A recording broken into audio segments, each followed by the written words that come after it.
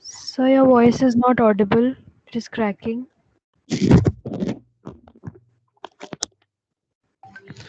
Are you asking that when we are going to start? Sir, in 3 more minutes. Okay. Fine.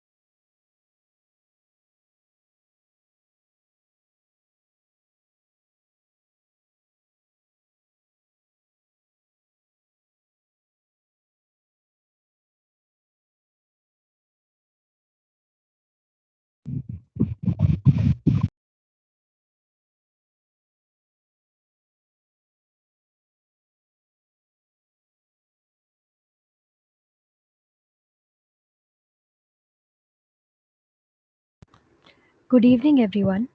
As we all know, getting through a government exam is a dream come true for many aspirants due to advantages it offers in terms of security and stability even post retirement. Today, we have Tekchand Deshwal, our alumni from 2017 batch. He is presently working in the Indian Railways and had cracked UPSC IES 2018 with the All India rank 7. It is very inspiring to have you here, sir. You may begin now. Thanks, Gurnur, for the kind words. A very good evening to you all, all the participating members. So it will be a kind of interactive session. I don't have any kind of PPT that you can see. I'm just here to answer any of your queries regarding government job. So first of all, I want to ask all participants are from GTBIT only. Yes, sir. Yeah, any one of you can speak. And Yes. please, after responding, please turn off your mic. Otherwise, it will echo. Okay. So presently, in which year? Yes, you are third year, fourth year students here.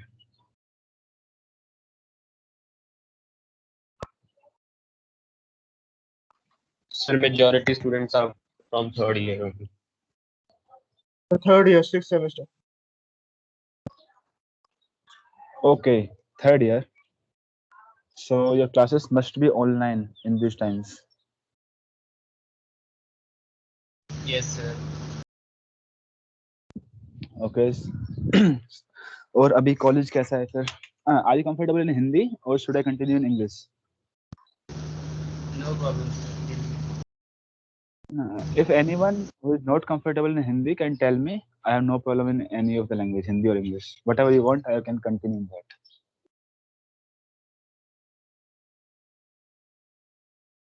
Okay, let's that will be a mix of Hindi and English both. If anyone is having any problem at any point of time, please let me know. तो college कैसा चल रहा है अभी आप लोगों का?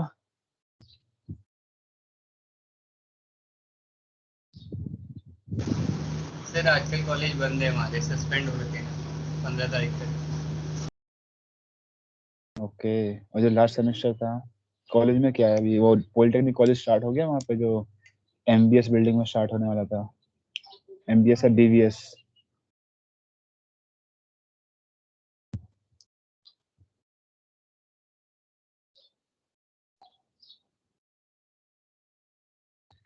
Okay, let go.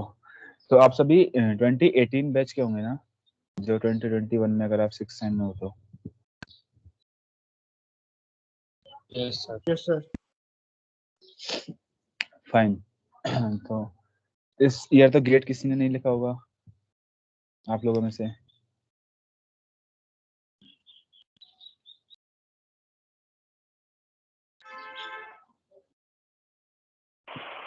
Sir attempt किया था बट प्रॉपर प्रिपरेशन के साथ नहीं किया था। नेक्स्ट ईयर अटेम्प्ट करेंगे तो it was just a practice course.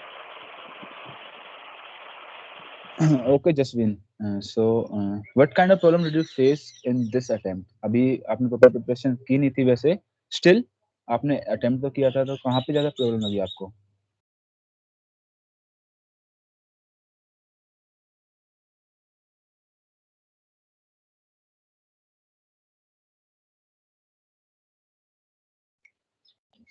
Hello Jasveen, are you there?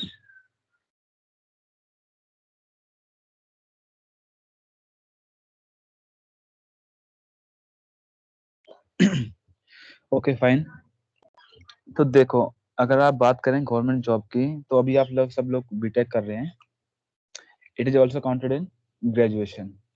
तो उसके बाद अगर आप ग्रेजुएशन के बेस पे जाओ तो मेनली या तो आप टेक्निकल फील्ड में जाओगे या नॉन टेक्निकल फील्ड में। टेक्निकल फील्ड के लिए दो ऑप्शन बचते हैं, गेट और इंजीनियरिंग सर्विसेज एग्जाम। अब आपको पता होगा कि 2020 से जो यूपीएससी कंडक्ट कराती है इंजीनियरिंग सर्विस एग्जामिनेशन, उसमें से रेलवेज को हटा दिया है। आईआरएमएस का जो इम्प्लीमेंटेशन हुआ था विवेक देवरा कमेटी के रिकमेंडेशन पे। बट सैड थिंग ये है, 2020 और 2021 दोनों ईयर में यूपीएससी सिविल सर्विसेज और इंजीनियरिंग सर्विसेज दोनों के थ्रू रेलवेज में एक भी कैंडिडेट को जॉब ऑफर नहीं की गई है, and still they don't have a concrete plan that how will they recruit new officers in railways. तो उन्होंने बोल दिया है आईआरएमएस करेंगे, but what kind of exam will it be through engineering services और सिविल सर्विसेज, ये अभी तक क्लियर नहीं है। ठीक है, तो अगर रेलवेज को अगर हम हटा दें इंजीनियरिंग सर्विस एग्जाम से, तो एक मेजर चंक ऑफ जॉब्स है ना जो वो रेलवेज ही प्रोवाइड करती थी, और जो सबसे अच्छा डिपार्टमेंट था, जो मतलब फर्स्ट प्रेफरेंस होती थी सभी की, वो भी रेलवेज ही थी। रेलवेज हट चुकी है। उसके बाद जो और है लाइक सीपीडब्ल्यूडी, जो ऑल्टरनेट ईयर्स में अपनी वैकेंसी निकालता है। एक ये सीईए, सेंट्रल इलेक्ट्रिकल अथॉरिटी, पहले सीईए था, अब वो बन गया है सीपीईए, सेंट्रल पावर सर्विसेज। आप में से कोई जानता है मुखोपाध्याय सर को? शायद आपके टाइम पे रहे होंगे कॉलेज में जब आप फर्स्ट ईयर में थे।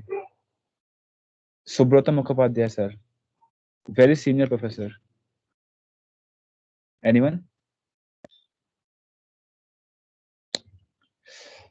लुक, यस और नो, प्लीज रिस्पॉन्ड, अदरवाइज मुझे लगेगा कि मैं No, sir. कंप्यूटर से बात कर रहा हूँ, and I am okay, thank you, and I am very really very bad at technology.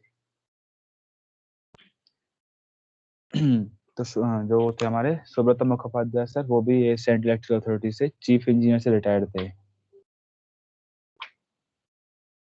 तो सीए का नाम चेंज करके कर दिया है सीपीईएस, उसमें वैकेंसीज आती हैं but very little.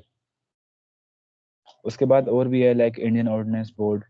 Indian ordinance board इसका रिसेंटली न्यूज में था, जिसको प्राइवेटाइजेशन कर दिया है, जिसमें कॉर्पोरेटाइजेशन या फिर प्राइवेट इन्वेस्टमेंट को बहुत प्रमोट कर रही है गवर्नमेंट। या फिर नवल आर्मामेंट सर्विसेज है और मिलिट्री इंजीनियरिंग सर्विसेज। तो कहने के लिए ये है कि बस इंजीनियरिंग सर्विस के थ्रू तो वैकेंसीज बहुत कम हो चुकी हैं। तो और सेकंड थिंग गेट अब गेट का आप में से कुछ किसी ने दिया भी है एग्जाम। कंपटीशन है उधर भी, लेकिन पीएसयूज भी काफी है। ऑल्दो लास्ट ईयर इस ईयर ये कोविड की वजह से रिक्रूटमेंट हो नहीं पाया अच्छे से। इवन जो 200-250 रैंक तक के थे वो लोग भी घर पर हैं। But that's not going the case for upcoming years. जैसे सिचुएशन स्टेबलाइज होगी कोविड के बाद तो रिक्रूटमेंट स्टार्ट हो जाएगा। और गेट इज गुड एग्जाम, आप कंफर्टेबली इस पे बैंक ऑन कर सकते हो। आप गेट की प्रिपरेशन करोगे, अच्छी रैंक लाओगे तो you can get the job easily, no problem. आती है बात नॉन टेक्निकल की तो उसमें भी जो सेंट्रल लेवल पे जॉब ऑफर करती है वो दो ही चीजें, एक SSC staff selection commission and second one is UPSC. जो तुम्हारे जितने भी क्लास 1 ग्रेजुएट पोस्ट है इंडिया में, B it in medical services और आर्मी लाइक एनडीए, या फिर इंजीनियरिंग सर्विसेज या फिर सिविल सर्विसेज जो यूपीएससी के थ्रू होते हैं। बाकी एसएससी आपका ये सीजीएल कंबाइंड ग्रेजुएट लेवल, जहाँ से आप किसी भी डिपार्टमेंट में be it income tax, excise, customs या फिर सीआईएसएफ, सीपीओ, दिल्ली पुलिस, इन सब में जा सकते हो। कंपटीशन हर तरफ ही उतना है, कहीं भी चले जाओ आप कंपटीशन कम नहीं मिलेगा आपको। तो अभी मन बना लेना चाहिए कि आपको किस साइड जाना है। अभी आप थर्ड ईयर में हो ना सारे? Yes sir. Yes, sir. Almost. Okay, तो थर्ड ईयर है and next year you are going to graduate. After that you are eligible to fill up any government job examination in our country। तो जो भी करना है मन बना के करना है। अगर आपको इंजीनियरिंग में इंटरेस्ट नहीं है कोई बात नहीं, चेंज कर सकते हो, बट आउट ऑफ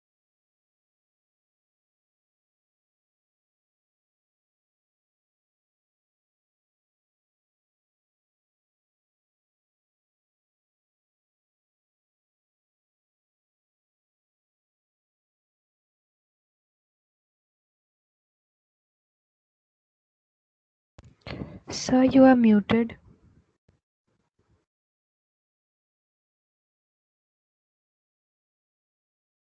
सॉरी, कहाँ से म्यूट थे? लास्ट बात क्या बोली थी मैंने? कैन एनीवन टेल मी?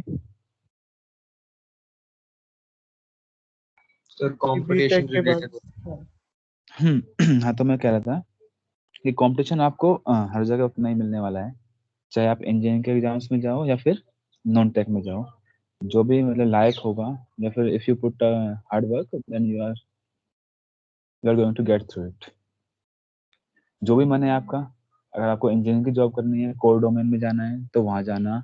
लेकिन एक बात और, अगर आप गेट के थ्रू जाते हो पीएसयूज में, public sector undertakings, government job सोच के कुछ दिन तक ही गवर्नमेंट जॉब रहेगी ऐसा मुझे लगता है।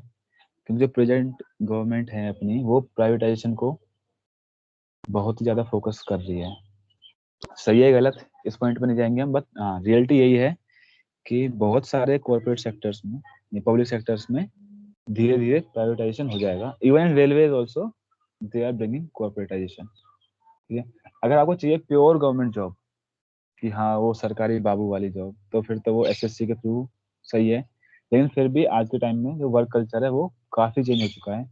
अब वो पहले वाली बात नहीं है। अगर आप सोचते हो कि वहीं जाके बस आराम से सोएंगे ऑफिस में जाके, तो ऐसा तो शायद पॉसिबल नहीं होगा। स्टिल सम डिपार्टमेंट्स हैं, बट आई होप ऐसा तुम नहीं सोच रहे होंगे। जब तक एज है, जवान हो, देश के लिए कुछ कर लो काम, उसके बाद फिर आराम ही आराम है। तो बात करते हैं गेट की, गेट और इंजीनियरिंग सर्विस एग्जामिनेशन। गेट तो प्योर टेक्निकल एग्जाम है, आप लोग जानते होंगे। अच्छा, अभी कौन कौन से सब्जेक्ट हैं आपके 6th सेम में? गेट से तो हमारे computer network, compiler design and operating system, ये हमारे गेट सिलेबस में भी है। Okay, you are from electronics background? No sir, CSC। Okay okay, CSC, so it is combined session ना, CSC, electronics, electrical, triple E. Sir electronics में sir DSP, digital signal processing, हाँ, और microwave, antenna and DCN और ITC। Okay, और anyone from electrical background, triple E?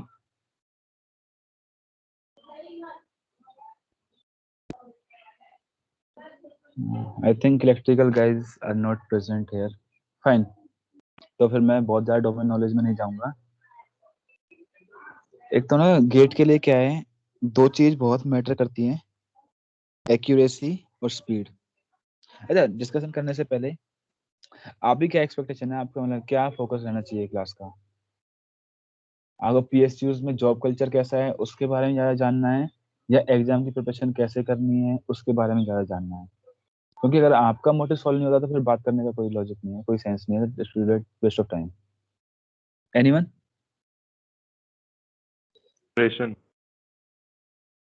Preparation, okay. Yes मैं sir, थोड़ा revising. PSU का work culture के बारे में थोड़ा बता देना, मतलब बॉन्ड वगैरह क्या होता है उनमें। ओके ओके, बॉन्ड के ना, ठीक है। देखो, बॉन्ड का छोटा सा काम है बस, लाइक मैं बताता हूँ।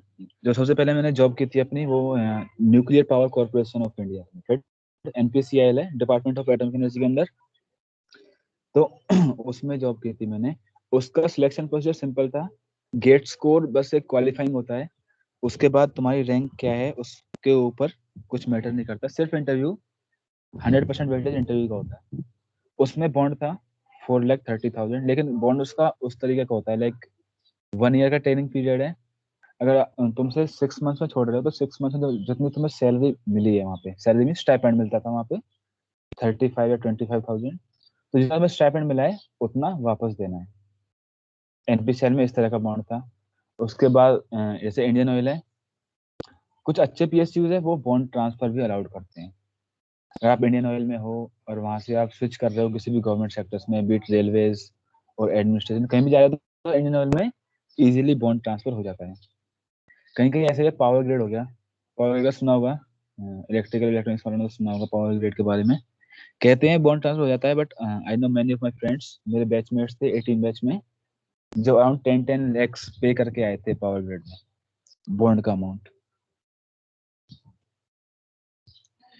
और जैसे ये है state power utilities, anyone from Haryana?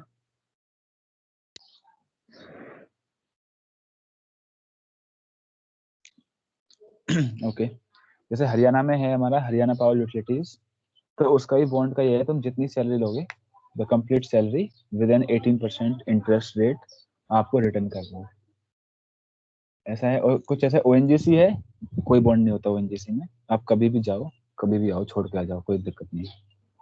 IOCL में भी दो तरह का होता है, एक ऑफिसर और एक ग्रेजुएट अप्रेंटिस इंजीनियर्स। गेट के थ्रू दो तरह की पोस्ट पे लेता है IOCL। जो GAs होते हैं वो 1 ईयर पीरियड के लिए एज एन अप्रेंटिस वर्क करते हैं, उनका अरे फिक्स कितने ईयर स्टाइपेंड का होता बॉन्ड होता है? है। जनरली 2 years का होता है, 2 to 3 years का होता है जनरली, जो मैक्सिमम PSUs में 2 to 3 years का होता है। और ज्यादा नहीं, ऐसे कुछ कुछ में PSU जो होता है तो वो भी क्या 2.5 lakhs का इतने तक का होता है। अगर आपको बेटर सर अपॉर्चुनिटी मिल रही है तो आप छोड़ के आ सकते हो, कोई इशू नहीं है। सर IAS में भी बॉन्ड होता है? नहीं नहीं, गवर्नमेंट सर्विस में शायद बॉन्ड नहीं है। बॉन्ड मुझे कंफर्म करना पड़ेगा। सर शायद से बॉन्ड तो है, हमेशा, 3 इयर्स का, हाँ 3 इयर्स का हम, बॉन्ड है।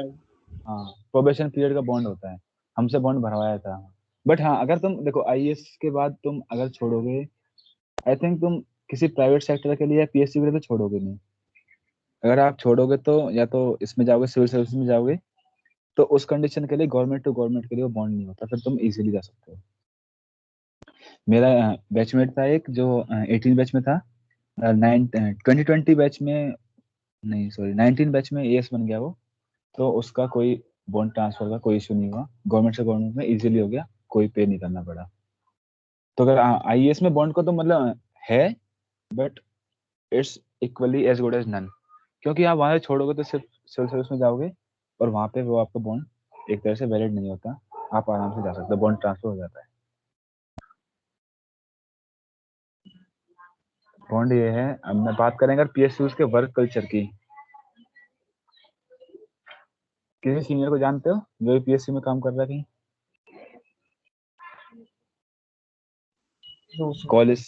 कॉलेज से या फिर कहीं बाहर से? देखो, अगर तुम किसी से भी बात करोगे ना तो थोड़ा मिक्स फीडबैक आएगा, है ना। कोई बोलेगा बहुत ही अच्छा है, जन्नत है यार, कोई बोलेगा नहीं यार बहुत ही खराब है। लेकिन मैं बता रहा हूँ, जिस पॉइंट ऑफ टाइम पे तुम खड़े हो ना, अभी अगर जॉब नहीं है तुम्हारे हाथ में तो समझो वही सब कुछ है। और बुरा नहीं है अगर आपको हर कंपनी या कोई पीएसयू अगर तुम्हें इतनी सैलरी दे रही है कि तुम दिल खोल के खर्च कर सकते हो, तो मुझे नहीं लगता कि कुछ उसमें तुम ज्यादा अच्छा बुरा देखोगे अगर उसे कंपेयर करो अनएम्प्लॉयमेंट से। और हाँ, अगर ये है कि आप अपना कुछ बढ़िया बिजनेस एवेन्यू या बिजनेस कर रहे हो कहीं पे, या कोई बहुत अच्छी जगह से प्राइवेट जॉब छोड़ के जा रहे हो, तो हाँ हो सकता है थोड़ा तुम उसे कंपेयर करने में थोड़ा ऊपर नीचे तुम्हें मिले, बट मोर और लेस काफी सही होता है। Work culture technical, pure technical कहीं नहीं होता, काइंड ऑफ मैनेजियल होता है। तो जो ज्यादातर काम है वो आजकल आउटसोर्सिंग में होता है।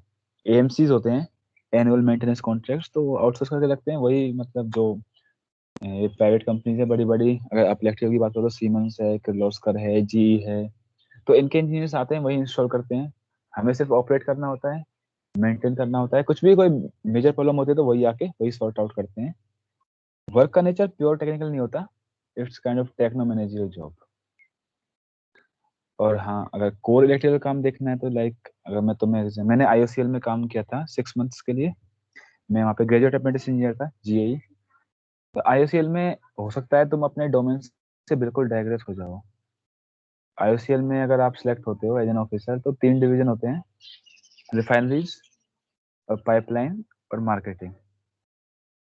अब रिफाइनरी में अगर आप जाओगे, जैसे अगर आप सीएससी है तो हो सकता है आप एचआर में जा सकते हो, डाटा मैनेजमेंट में जा सकते हो, उसके में आप इलेक्ट्रिकल से हो तो कैप्टिव पावर प्लांट में, मैकेनिकल से हो कैप्टिव पावर प्लांट में जा सकते हो, अगर इलेक्ट्रॉनिक्स से हो तो इंस्ट्रूमेंटेशन में जा सकते हो। अगर आप पाइपलाइन में गए तो कुछ टेक्निकल का वर्क नहीं रहेगा। और मार्केटिंग में तो प्रॉपर एक मतलब एमबीए के मैनेजर वाली जॉब, वो तुम इंजीनियर्स को हायर कर लेते हैं, क्योंकि आईआईएम से लेंगे तो ज़्यादा सैलरी देनी पड़ेगी, इंजीनियर सस्ते में मिल जाते हैं और अच्छा काम कर लेते हैं उनसे, इसलिए वो मार्केटिंग में ऑफिसर्स को गेट के थ्रू लेते हैं। अब और सिविल सर्विस से, सॉरी, कंप्यूटर साइंस से है ना कोई? किसने बताया था सीएससी से है?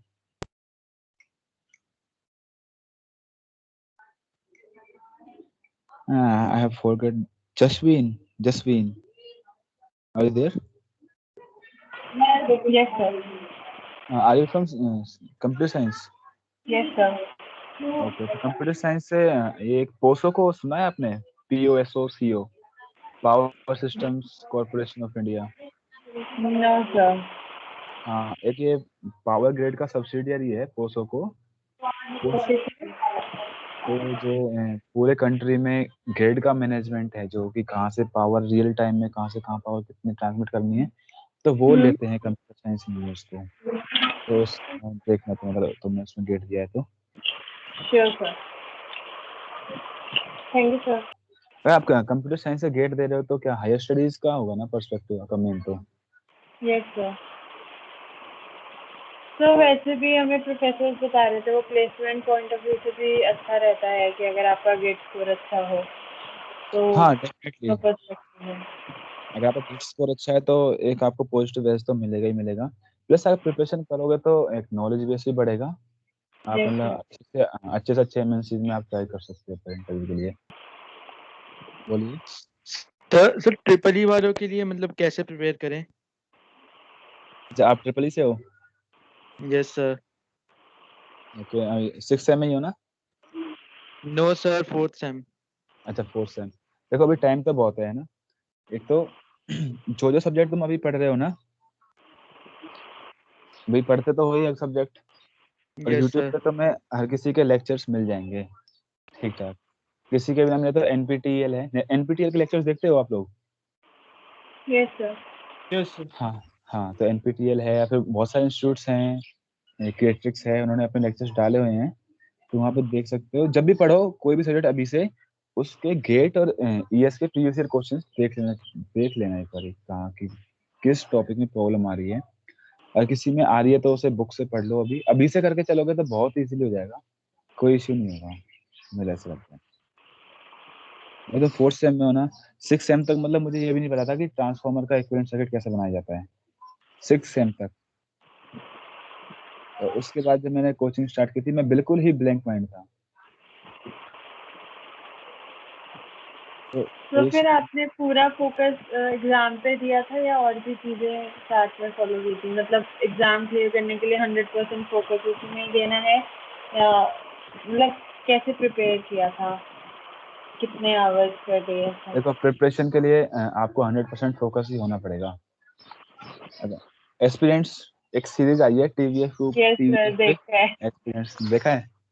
Yes sir. तो उसमें एक सीन आता है ना कि हाँ, जिसके पास बैकअप प्लान नहीं होता उनकी कैसे कंडीशन होती है, और जिसके पास होता है उनका कैसा होता है। Yes sir. हाँ, तो 2018 में मेरा इंजीनियरिंग सर्विस निकला था, और 2019 में ज्वाइनिंग थी हमारी। और 2019 में फिर मैंने ज्वाइन नहीं किया था, मैंने 1 ईयर के लिए एक्स्ट्रा ऑर्डिनरी लीव देता है रेलवेज, सिविल सर्विसेज की प्रिपरेशन के लिए। ओके। तो मैंने उस टाइम पे 1 ईयर की लीव ले ली कि सिविल सर्विस का प्रिपरेशन करेंगे। लेकिन जब भी पढ़ने में थोड़ी डिफिकल्टी आती थी ना, थोड़ी भी मुश्किल आती थी, तो मन में आता था कि अरे क्या, जॉब तो है ही अपने पास, हम अभी भी ऑफिसर हैं, तब भी ऑफिसर में तो क्या करना पड़ के। तो कभी भी दिल से मतलब अच्छे से मेहनत नहीं कर पाए। तो जब तक आप 100% नहीं दोगे ना, अगर आपके मन में एक भी थोड़ी सी बात ये रही कि हाँ चलो ये नहीं होगा तो वो है मेरे पास, तो थोड़ा उससे इफेक्ट तो पड़ सकता है प्रिपरेशन पे आपके ऊपर। अगर देना है एग्जाम तो फिर तो मतलब 100% ही दो उसमें अपना। और हेलो। कॉलेज में तो, हाँ हेलो, सर मैं हाँ इलेक्ट्रॉनिक स्टूडेंट हूँ सर, 6 सेम हाँ में। हाँ हाँ जी बोलिए। सर अभी मेन इशू ये आ रहा है कि सर मेरा कॉलेज कह रहा है कि इंटर्नशिप और ट्रेनिंग वगैरह करो। तो सर मतलब इंटर्नशिप सर सब कोडिंग उस डोमेन में मिल रही है, और सर मैं मतलब वैसे गेट की प्रिपरेशन ही कर रहा हूँ। तो सर मतलब इस इंटर्नशिप वगैरह में मुझे अपना टाइम देना चाहिए या फिर सिर्फ हार्डकोर गेट गेट की प्रिपरेशन करनी? नहीं, अगर तुम्हारा गेट देने का मन है तो हार्डकोर गेट पे फोकस करो। इंटर्नशिप ट्रेनिंग, ये समर ट्रेनिंग होती है ना 2 महीने की, उसी के लिए बोल रहे हो ना? Yes sir. Yes sir, yes. Yes sir. हाँ हाँ, हमारे टाइम पे सर ये भी उल्टा होती थी। डाइविएट ही कर रहे हैं बस। हाँ हाँ, वो डेविएट करने के लिए फैकल्टी मेंबर्स नहीं है ना यार, यहाँ पे कोई बता। सर आप बोलो सर आराम से, कितने हाँ, ही तो हमारे टाइम पे वही था। तो मैंने एनटीपीसी है ना, एनटीपीसी, ये Badarpur thermal power station Delhi में है, बदरपुर यस में। Sir, yes sir. हाँ, कोई जानता हो तो मैंने उसमें की थी। मैं फर्स्ट डे गया था बस, और लास्ट डे जाके सर्टिफिकेट लाया था। ऐसे ही कहीं से कर लो ट्रेनिंग, कोई दिक्कत नहीं है, और उतना तुम सीखोगे भी नहीं, और कुछ सीखोगे तो उसका कोई खास फायदा भी नहीं होगा गेट के पर्सपेक्टिव से। क्योंकि अगर आप गेट की लेकर के कहीं जाते हो बीएससी के इंटरव्यू में, तो उन्हें कुछ मतलब नहीं है तुमने कहाँ से करी इंटर्नशिप, तुम्हारी सब्जेक्ट नॉलेज कितनी है उनके लिए ये मैटर करता है। तो इंटर्नशिप वगैरह पे इतना ध्यान मत दो। और दूसरी बात, जब मैंने कोचिंग की थी ना, तो मैंने मॉर्निंग का बैच किया था, 7:30 से 1:30 पे। उस टाइम तो क्लासरूम चल रहा था, कोविड नहीं आया था, चाइना ने इतना अच्छा कुछ काम किया नहीं था उस टाइम तक हमारे लिए। तो एक भी दिन मैं कॉलेज नहीं गया था, सिर्फ सेशनल देने गया था, प्रैक्टिकल देने और फाइनल एग्जाम देने।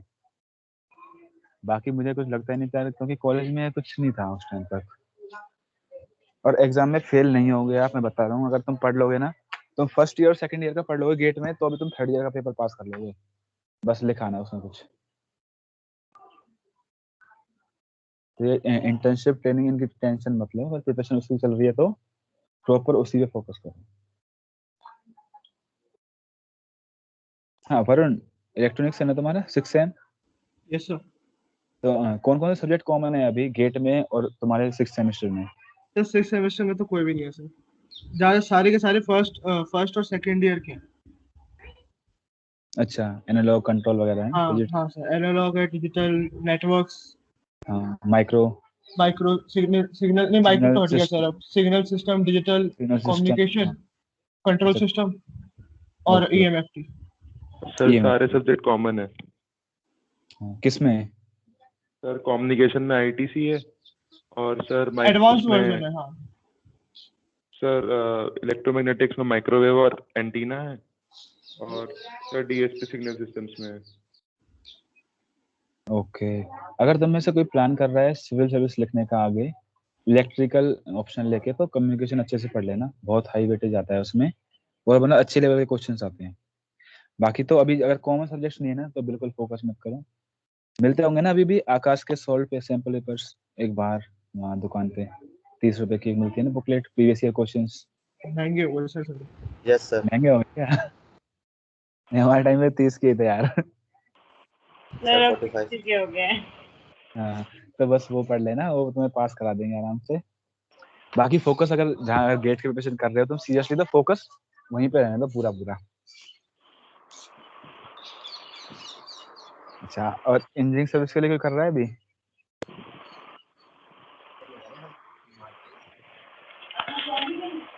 सर अभी इंजीनियरिंग सर्विस के लिए हार्डकोर स्टार्ट नहीं किया, मतलब गेट थोड़ा अभी मेन फोकस किया। एक ये है, अभी तुम कॉलेज में हो ना, तो कोई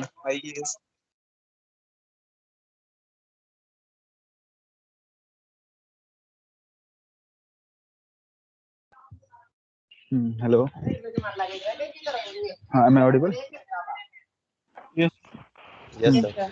हाँ, तो मैं कह रहा हूँ अभी जैसे अभी कॉलेज में हो तुम, तो टेक्निकल कर लोगे तो उसके तुम्हें मतलब ट्रिपल एडवांटेज है। उससे तुम गेट में भी दो उसे, और इंजीनियरिंग सर्विस में भी दे सकते हो, और साथ में अगर प्लेसमेंट इंटरव्यू में बैठते हो तुम, तो वहाँ पे भी एक मतलब डेफिनेटली पॉजिटिव एज मिलेगा तुम्हें।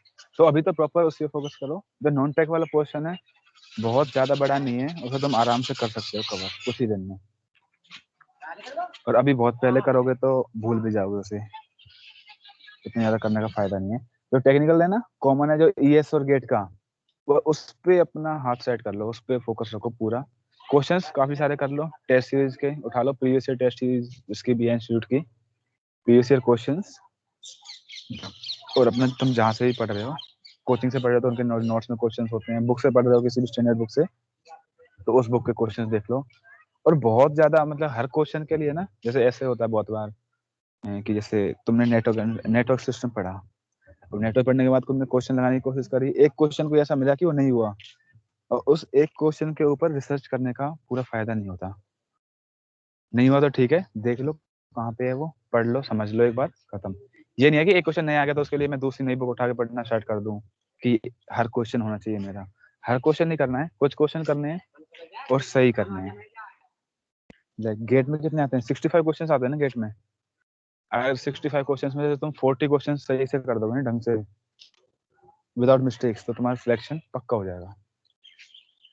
पेपर अगर अच्छा है, जैसे लास्ट ईयर आया था इलेक्ट्रिकल का पेपर, ऐसा पेपर ना आए तो बढ़िया, किसी ने देखा हो तो 94 या 95 पे टॉपर के मार्क्स थे, तो ऐसा पेपर ना हो तो सही रहता है।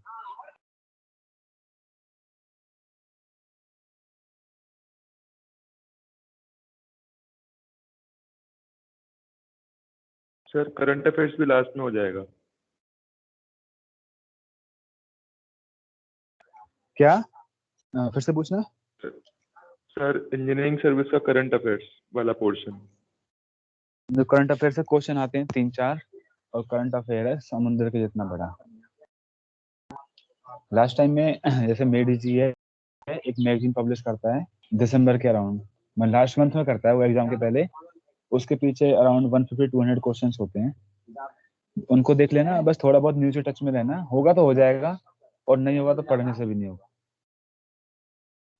सर लाइफस्टाइल के बारे में थोड़ा, आईएएस ऑफिसर की कैसी होती है, मतलब पोस्टिंग कहाँ होती है, कैसे कैसे? अरे लाइफ स्टाइल तो सब बढ़िया है।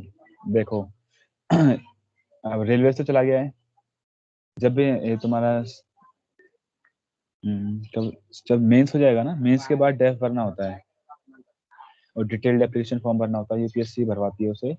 उसमें फिर वो तुम्हारी प्रेफरेंसेस मांगते हैं, जितनी भी सर्विस अवेलेबल हैं उस ब्रांच के लिए, उन सब में आपकी प्रेफरेंस मांगेंगे, और रैंक के हिसाब से आपको कैडर अलॉट हो जाएंगे।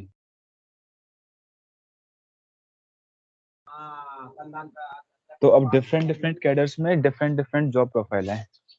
लाइक अगर आप जाओगे, मैं बताता हूँ इलेक्ट्रिकल के पर्सपेक्टिव से, रेलवेज है एक तो, लेकिन रेलवेज तो हट गया है उससे, अब आईआरएमएस आएगा, कैसे आता है वो देखना होगा, उसी के बाद उसकी प्रिपरेशन कर सकते हैं फिर।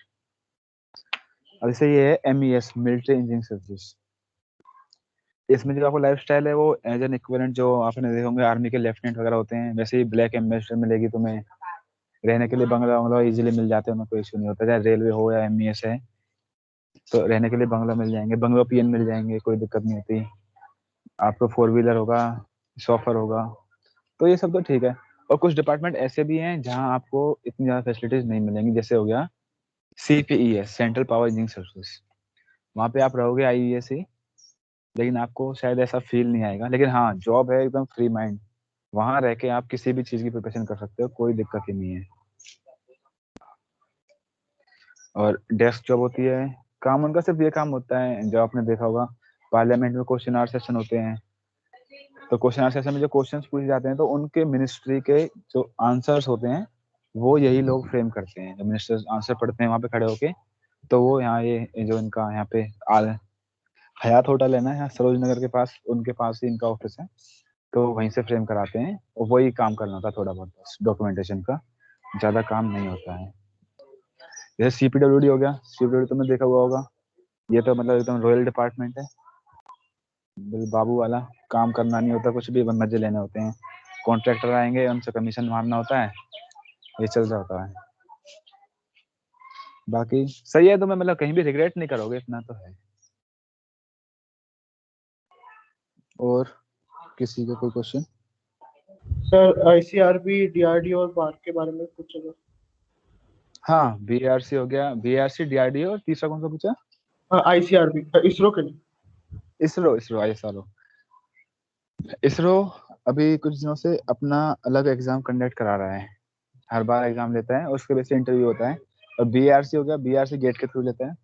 BRC और NPCI दोनों का इंटरव्यू सेम पैनल होता है, वही डिपार्टमेंट ऑफ एटॉमिक एनर्जी वाला, और दोनों में जो सिलेक्शन होता है प्योर इंटरव्यू के बेस पे होता है, और दोनों में ही जॉब अच्छी है। BRC जो है आपका 100% गवर्नमेंट है, और इसमें कभी प्राइवेट सेक्टर आएगा नहीं, ना ही NPCI में आएगा। बच्चा DRDO की प्रोफाइल भी उसी तरह है, मतलब आर्मी की तरह। किसने वो बुक पढ़ी है APJ अब्दुल कलाम की, विंग्स ऑफ फायर?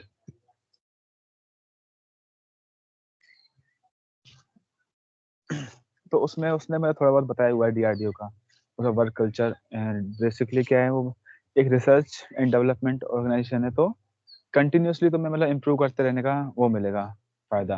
अब जैसे रेलवेज है, इसमें तो कुछ दिन के बाद एक रूटीन वर्क हो जाता है कि तुम्हारे अंदर में इतना बड़ा जोन है, ये एरिया तुम्हें ये मैनेज करना है बस। एक DRDO में क्या है, बस तुम्हें नई नई टेक्नोलॉजी पढ़नी है, बनानी है, मॉडिफाई करनी है और डिलीवर करनी है। तो अगर आपको कंटिन्यूअसली पढ़ने का मन है कि हाँ हम अपडेट करते रहे अपने आप को, टेक्निकल डोमेन में रहे, तो DRDO हो गया, BARC हो गया, NPCL हो गया, ISRO, इसरो हो गया, इनसे बेस्ट कुछ भी नहीं है फिर। रिसर्च एंड डेवलपमेंट के लिए। हाँ, अगर आपको वैसा मानना है बिल्कुल पढ़ने का, तो बहुत ही अच्छी, बहुत मतलब ISRO है, बहुत अच्छा वर्क कल्चर है। ऐसे DRDO में है, मेरा फ्रेंड है, IOCO में था पहले, अभी छोड़ के कोची पोस्टेड है, तो उसका फीडबैक जो मैंने लिया है, तो उसके अकॉर्डिंग DRDO भी बहुत ही अच्छा है। आप पढ़ो, काम करो, रिस्पेक्ट भी है, और सब कुछ अच्छा है वहाँ पे। और हाँ, इन सभी में जो भी R&D ऑर्गेनाइजेशन है ना, इन सब में जो सिलेक्शन होता है वो 100% इंटरव्यू का वेटेज होता है।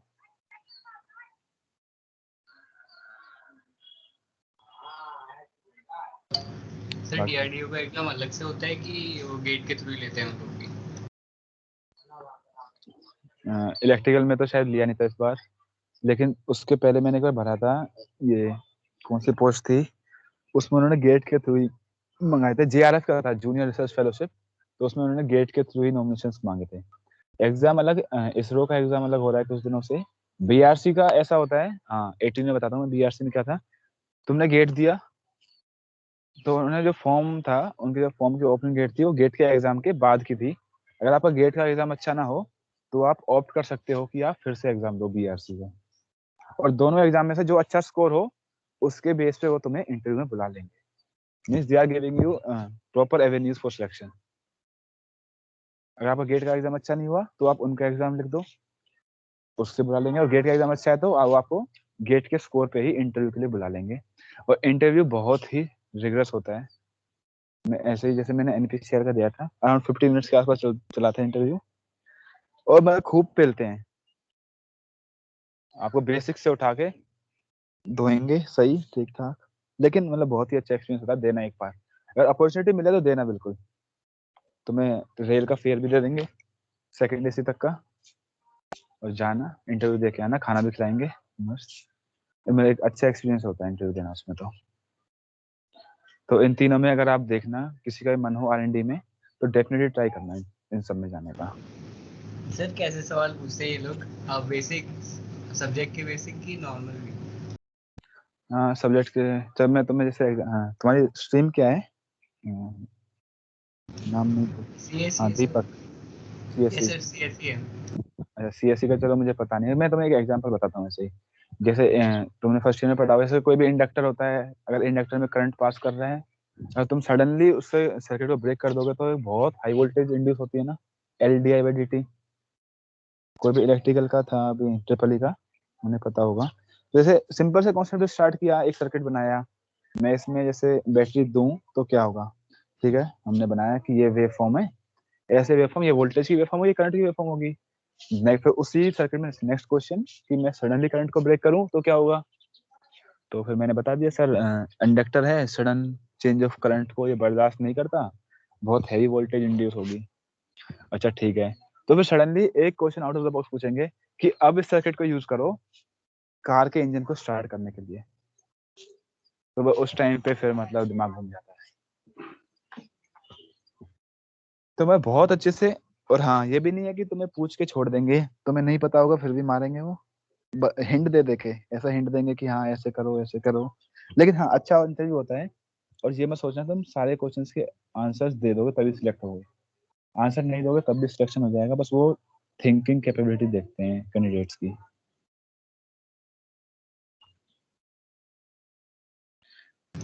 Okay sir, thank you. Okay Deepak. तो हम क्या बात कर रहे थे अभी? गेट के सब्जेक्ट्स पता है तुम्हें सारे अपने, कितने सब्जेक्ट्स हैं? Yes sir. सर प्रिपरेशन किस टाइम तक आपने ओवर कर ली थी कि जैसे फरवरी में एग्ज़ाम है तो अभी कोचिंग तो ये कह रहे हैं कि बाय दिसंबर आप थ्योरेटिकल प्रिपरेशन सारी ओवर कर दो एंड देन आप टेस्ट सीरीज पे फोकस रखो, तो आपने कैसे प्रिपेयर किया था? हाँ देखो एक्चुअली होता तो ऐसा ही है कि ये 22 दिसंबर बोलते हैं कि 22 दिसंबर सिलेबस खत्म हो जाएगा, और करा भी देते हैं ऑलमोस्ट सभी कोचिंग इंस्टीट्यूट वाले, दिसंबर नहीं तो जनवरी के स्टार्टिंग फर्स्ट वीक तक करा देते हैं। जब मैंने कोचिंग की थी तो मैं उस टाइम पे फोर्थ ईयर में ही था, 6 सेम के बाद कोचिंग स्टार्ट की थी और सिलेबस ही कवर हो गया था, लेकिन उस टाइम पे इतने अच्छे से प्रिपरेशन हो नहीं पाई थी। और फिर एक मतलब वो आदत भी रही है मेरी कि अगर प्रिपरेशन नहीं हो रही ढंग से, लग रहा है सिलेक्शन नहीं होगा तो फिर करो ही मत। तो ऐसे ही फिर मैंने प्रिपरेशन छोड़ दी थी उस टाइम पे, अच्छे से पढ़ाई नहीं था। तो उस टाइम पे फिर मेरी रैंक भी इतनी अच्छी नहीं आई थी, 1100 समथिंग आई थी, 1171 या 97 इतनी कुछ रैंक थी। एक तो वो वही भी तो था। काफ़ी अच्छी है, अभी तो वो भी बिना प्रिपरेशन के मुश्किल है। नहीं जब आप प्रिपरेशन कर लोगे तो एक बार करके दोगे ना कोचिंग के बाद तो इतनी रैंक आ जाएगी अच्छे से, कोई इश्यू नहीं है, बस पॉजिटिव रहना होता है। और कुछ कॉन्सेप्ट ऐसे होते हैं कि जो तुम क्लासरूम में कर लोगे ना याद, वो कॉन्सेप्ट फिर रिवाइज करने की जरूरत भी नहीं होती, क्वेश्चन आएगा तो तुम सॉल्व कर ही दोगे उनके ऊपर। तो मैंने 17 में दिया था ये एग्जाम, पहली बार गेट का, तो उसमें क्लियर नहीं हुआ था। उसके बाद फिर मैंने कॉलेज के बाद फिर प्रिपरेशन की थी 6 मंथ्स रेगुलर, और उसमें मैंने सिलेबस कंप्लीट कर लिया था बाई नवंबर। नवंबर का सिलेबस कंप्लीट करके जो लास्ट के 2 महीने बचे उसमें ड्रॉप सिर्फ और किया था? सिर्फ, हाँ ड्रॉप किया था, 17 पास आउट हूँ मैं कॉलेज से, और 17 का गेट मेरा और ईएस तो मैंने दिया नहीं था क्योंकि 21 की एज चाहिए होती थी मिनिमम, और जनवरी उसमें मेरी 21 नहीं थी एज 17 में, तो ईएस देने का तो ऑप्शन था ही नहीं, सिर्फ गेट दिया था। उसमें उतनी अच्छी रैंक आई नहीं थी। आईआईटी रुड़की में एडमिशन हुआ था, आईआईटी रुड़की में हुआ था, आईआईटी मंडी में हुआ था, बट एम टेक करना नहीं था इसलिए मैं वहां पे गया नहीं, और एक और चांस दिया मैंने फिर। तो 18 में फिर मैंने ये दिया था ईएस और गेट दोनों। और उस टाइम पे मैं मतलब जून में खत्म हो गया था सेमेस्टर एग्जाम्स 8 सेम के, जून 17 में। उसके बाद फिर 6-7 मंथ्स डेडिकेटेडली, बिल्कुल कहीं और बिल्कुल फोकस नहीं, सिर्फ और सिर्फ यहीं पे फोकस किया, और फिर मतलब सारे एग्जाम निकल गए।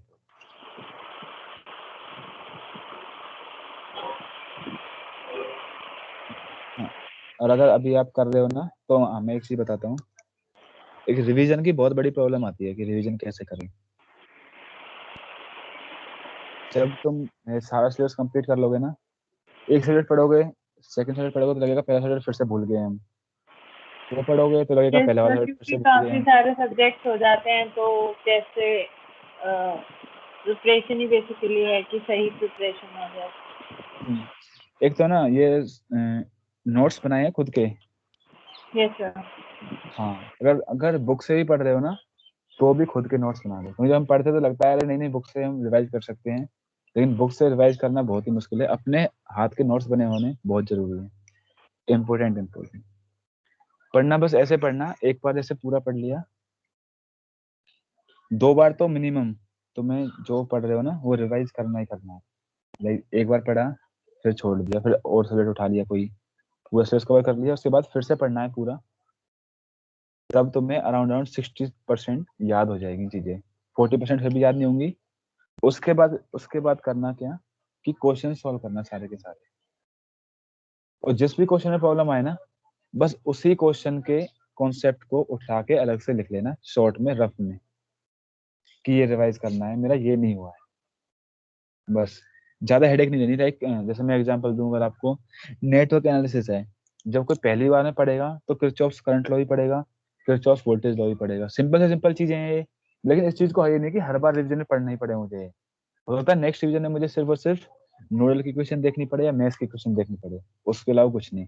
जो थर्ड रिवीजन कर मैं करूंगा उसमें होता है मुझे सब कुछ याद हो, तो मुझे थेवेनिन्स के फॉर्मूले भी याद हो, नॉर्टन के फॉर्मूले भी याद हो, मुझे ट्रांजिएंट इक्वेशन वगैरह सारी याद हो।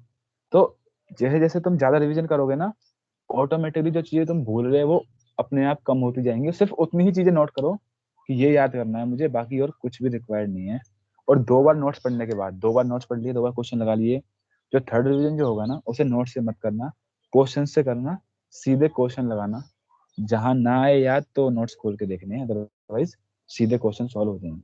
जो आपके फॉर्मूलेज हैं इंपॉर्टेंट फॉर्मूलेज उनकी लिस्ट बना लेना। और हाँ एक चीज और बताता हूँ मैं, खाली फॉर्मूले नहीं होने चाहिए, थोड़ा सा डायग्राम हो जाए उसमें छोटा सा जिससे रिलेटेड है वो और क्या चीज है वो, इतना, ताकि तुम अगर बिल्कुल माइंड से क्लियर भी हो जाओ स्टिल यू कैन सी कि ये किससे रिलेटेड है, ये किससे रिलेटेड है और इसमें कैसे कैसे फॉर्मूला ड्राइव हो रहा है, इतना होना चाहिए बस, वही एनफ है। और मैं बता रहा हूँ अभी तुम्हें लग रहा होगा अपने सामने ये सारी नोटबुक रखोगे तो पाइल अप होकर बहुत सारा बंडल हो जाएगा। अगर अच्छे से पढ़ोगे 2 रिवीजन के बाद, जब तीसरी बार पढ़ लोगे इन्हें, एक हाफ नोटबुक होगी जो तुम्हें सिर्फ याद नहीं होगी, जो रिवाइज करने की जरूरत पड़ेगी, बाकी सब तुम्हारे माइंड में होगा। Got it? Yes sir. और जितना भी पर डे फोकस कितने आवर्स आप डिवोट करते थे? पर डे, अच्छा आप लोगों ने वीडियोस देखी होंगी यूट्यूब पे कि कहता है इतने आवर्स के, तुम्हें क्या लगता है कितने आवर्स पढ़ सकता है कोई इंसान? 6 to 8। हाँ 6 to 8, थोड़ा सा बढ़ाना पड़ेगा, 10 to 11 आवर्स पे पहुंच जाओगे तो सही रहेगा। और हाँ मैंने बहुत अच्छे से ट्राई कर रखा है, कभी भी 12 आवर्स के ऊपर मैं तो जा नहीं पाया आज तक कभी भी। और जो एवरेज आता है ना, एवरेज वो 10-11 घंटों का ही आता है। तो 10 to 11 hours will be sufficient means more than enough. और हाँ हो सकता है अगर आप एक क्विक लर्नर हो तो 8 घंटे में भी कर लोगे। मेरे को तो चीजें धीरे धीरे समझ आती थी इसलिए मेरे को टाइम लगता था। Okay sir. हाँ और कभी भी मतलब ये और बता दूं मैं, पढ़ाई को नंबर ऑफ आवर्स में कैलकुलेट मत किया करो, तुमने कितना समझा, कितना सिलेबस कवर किया, कितने टॉपिक्स कवर करे उस टाइम में, ये असली मतलब मेजरमेंट है। हो सकता है कोई बंदा उसे 2 घंटे में कर ले और किसी से वही चीज 4 घंटे में हो। तो जो मतलब यूनिट ऑफ कैलकुलेशन है वो टाइम में ना होके अगर तुम टॉपिक्स में करोगे, क्वेश्चंस में करोगे, लाइक एक बार रिवीजन हो गया पूरा तो फिर लगा लो कि मैं दिन में 200 क्वेश्चन सॉल्व करूंगा या करूंगी, 500 क्वेश्चन करूंगा, उसके हिसाब से रहेगा तो सही रहेगा। और जितना ही पढ़ो मन लगा के पढ़ो, जबरदस्ती बुक लेके बैठे रहने का कोई फायदा नहीं है। सर विदाउट कर कोचिंग गेट की प्रिपरेशन हो सकती है सर? हाँ हो सकती है डेफिनेटली, वेट की भी हो सकती है, इसकी भी हो सकती है अगर डेडिकेशन हो तो। मेरे अभी भी 2-3 फ्रेंड ऐसे हैं जिन्होंने बिना कोचिंग के निकाला है ईएस और गेट दोनों, और जिन्होंने अच्छे अच्छे सारे पीएससी में सिलेक्शन लिया था। बस क्या है, एक तो देखो प्रॉब्लम कहाँ आती है, एक तो क्या पढ़ना है, उसके लिए भी आजकल बहुत सारे रिसोर्सेज हैं, तो हमें यूट्यूब पे यार अनंत ज्ञान मिल जाएगा, बस ये है कि कहाँ से देखना है, ये ध्यान रखना कि तुम कहाँ से देख रहे हो, सोर्स अच्छा है या वो नहीं है। अगर आप ऑनलाइन कर रहे हो तो फिर एक काम और भी कर सकते हो कि 2 लोग मिलके भी एक अकाउंट, एक मतलब एक वो पैकेज ले सकते हो, एक पैकेज परचेज कर लो 2 लोग मिलके और उससे भी शेयर कर सकते हो। तो भाई बिना कोचिंग के भी आप यूट्यूब से या बुक से पढ़ के कर सकते हो, मुझे नहीं लगता कोई उसमें दिक्कत होगी। लेकिन हाँ, उसमें तुम्हें डेडिकेशन थोड़ा ज्यादा चाहिए। और अगर तुम बिना कोचिंग के करोगे ना, तो तुम्हारा जो नॉलेज बेस होगा वो कोचिंग वालों से ज्यादा होगा, कम नहीं होगा। ये शॉर्ट बात है। अगर तुम खुद से चीजें सॉल्व करोगे ना, खुद से चीजें पढ़ोगे, खुद से समझोगे, हो सकता है थोड़ा 10% टाइम ज्यादा लगेगा, लेकिन अंडरस्टैंडिंग लेवल डेफिनेटली कोचिंग वाले से बेटर होगा। बस ये है कि उसमें तुम्हें थोड़ा ज्यादा मेहनत करनी पड़ेगी, ज्यादा टाइम देना पड़ेगा थोड़ा सा, और कोई इशू नहीं है। बाकी नॉलेज के लिए आजकल तुम किसी भी तुम एक चीज कोई भी टॉपिक हो, उसके लिए बहुत सारी वीडियोस तुम्हें मिल जाएंगी। अगर समझ नहीं आ रहा तो आराम से फ्री में देख सकते हो। तो कोचिंग है या नहीं है, डजंट डिपेंड्स, आप कर सकते हो। कोचिंग का एक फायदा क्या होता है कि ना चाहते हुए भी तुम्हें एक शेड्यूल में ढलना पड़ जाएगा। अगर आप सेल्फ करोगे तो हो सकता है आज तुम 10 घंटे पढ़ लो, और कल हो सकता है कल कहीं कोई दोस्त आ गया, घूमने निकल गया, मूवी देखने निकल गया, तो 2 घंटे ही पढ़ पाए। लेकिन कोचिंग में क्या होता है कि पर डे फिर तुम्हें उतना तो मिनिमम पढ़ना ही पड़ता है। तुम नहीं पढ़ोगे तो वो छूट जाएगा। ये है बस, एक वो रूटीन सेट करने में कोचिंग हेल्प करती है, बाकी मुझे तो यस ज्यादा सर। उसका हेल्प नहीं लगता।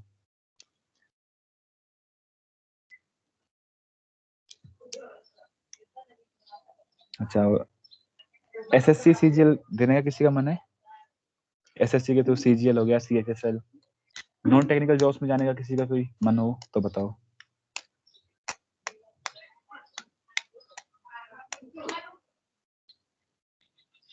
या गेट में 2 सब्जेक्ट हैं, रीजनिंग एप्टीट्यूड है ना, और मैथ्स भी है।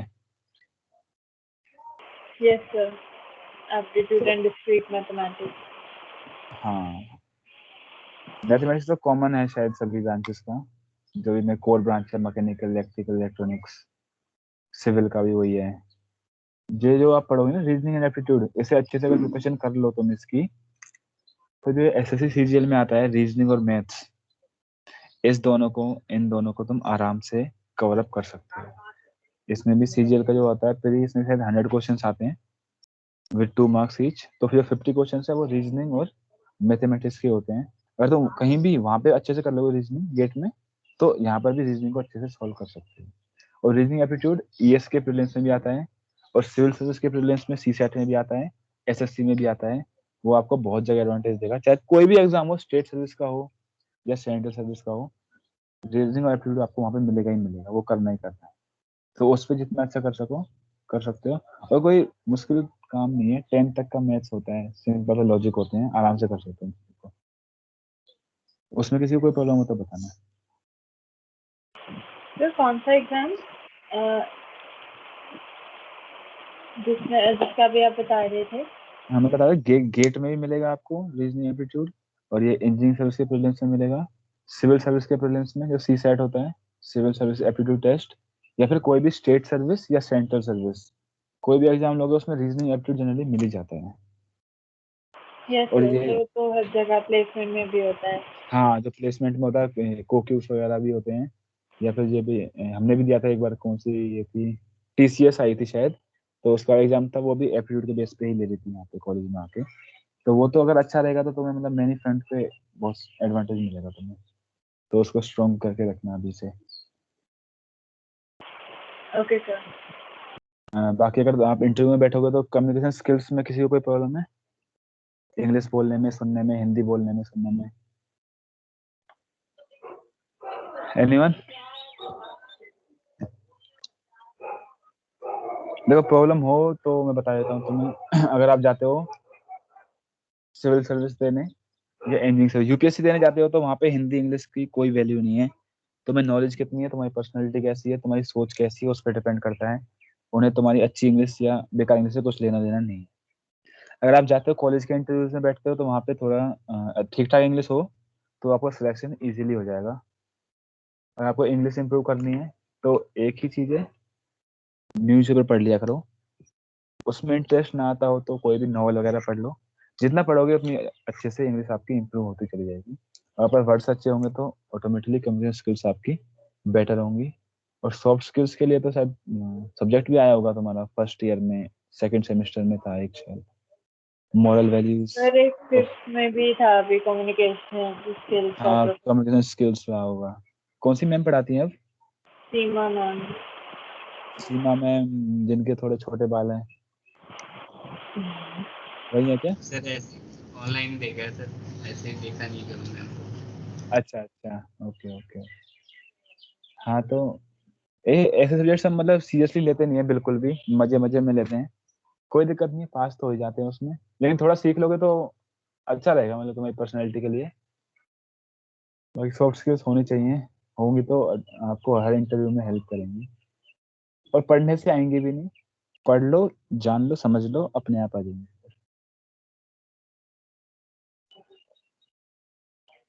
अच्छा, अब तुम नॉन टेक्निकल में तो कोई जान ही रहा है, एसएससी किसी को देना नहीं है। सिविल सर्विस कितने लोग देना चाहते हैं?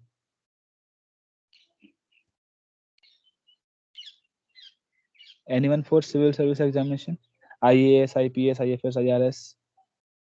सर हाँ, ये good name. Vedansh? Sir Vansh. Okay okay, Vansh. तो सिविल सर्विस देना है? Yes sir. अभी क्या पहले सीधा सिविल सर्विस देना है, या फिर अभी गेट या ईएस देना है, उसके बाद जॉब लेके फिर देना है? सर सीधा सिविल सर्विस। अरे यार, बताया नहीं आपने, जैसे उससे ही बात कर लेते कुछ। तो देखो, सीधा सिविल सर्विस देना है तो इन सब चीजों से हट जाओ दूर, एक ऑप्शनल चूज कर लो। ऑप्शनल सोचा अभी तक कोई? Sir history. हिस्ट्री? तो यार अभी तक हम जितनी बात कर रहे थे, तुम तो बोर हो रहे होंगे बैठे बैठे। नहीं सर। यार देखो, अगर सोच ही रखा है सिविल सर्विस देना है, सीधा ऑप्शन भी चूज कर रखा है, तो अपना कॉलेज से थोड़ा मोह माया दूर कर लो अपनी, और वहीं पे फोकस करो पूरा।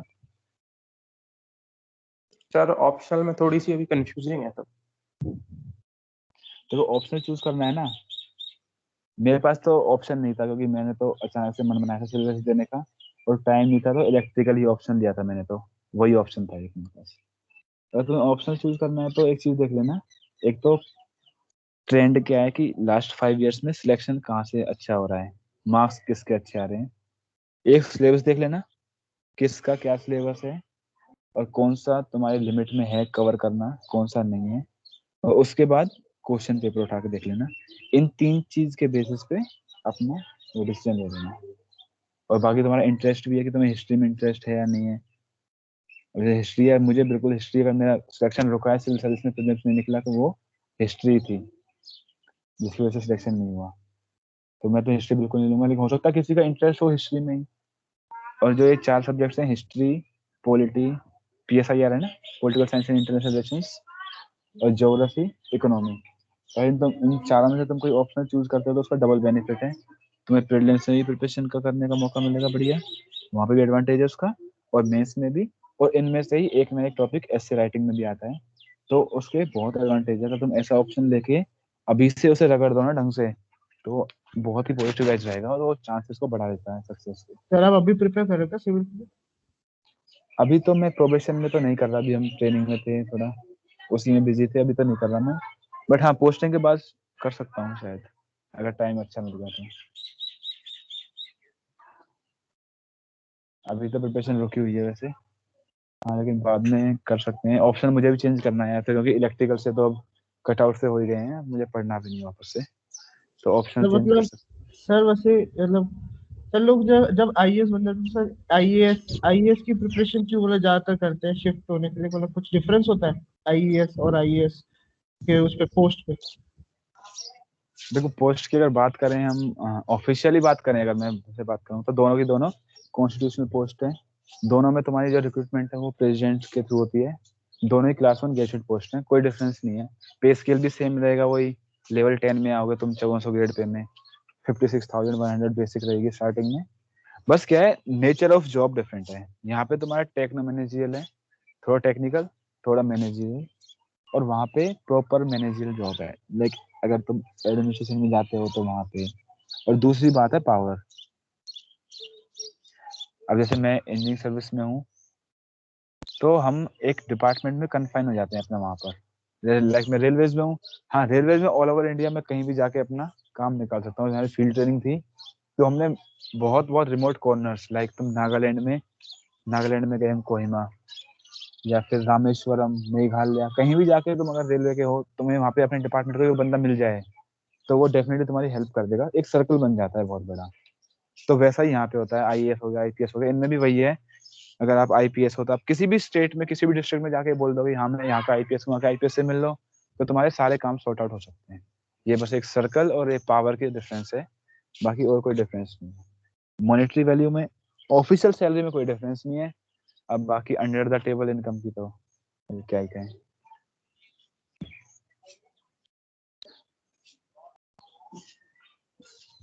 और ऐसे ऐसे लोग भी हैं जो यहाँ पे पहले इसमें थे, इंजीनियरिंग सर्विस में थे, फिर सिविल सर्विस निकाला, वहां गए, फिर वहां पे पसंद नहीं आया, वहां से भी रिजाइन देके आ गए।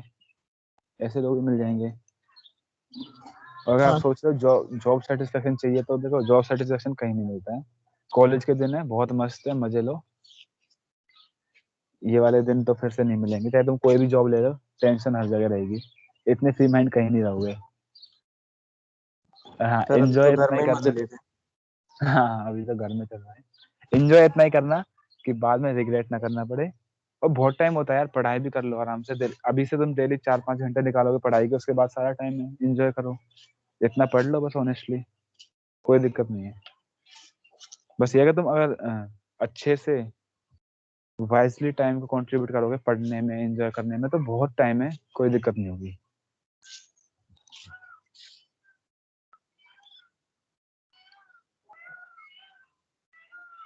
और कोई? अच्छा, किसी को एमएस करने में इंटरेस्ट है बाहर जाके, फॉरेन से? सर हमने यस अभी सर। कंसीडर कर रखा है सर उस ऑप्शन को भी, जो कि गेट के थ्रू सिंगापुर में हो सकता है, एनटीयू में।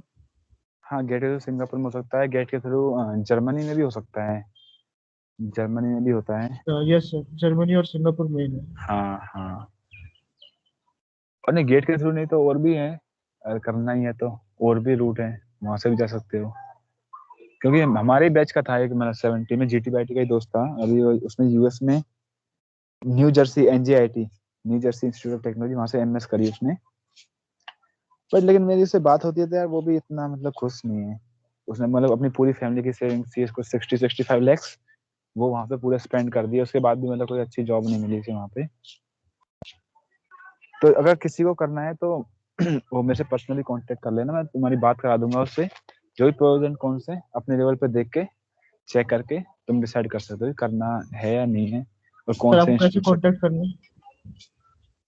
हाँ, ये है ना, इसमें अपनी ईमेल आईडी दे दूंगा, या फिर इस नंबर में, आप इस नंबर के पास मेरा कांटेक्ट नंबर है, उनसे ले सकते हो किसी का भी कोई प्रॉब्लम हो तो। हाँ, बाकी ईमेल आईडी मैं आपको शेयर कर दूंगा, तुम कर सकते हो उस पर भी कांटेक्ट।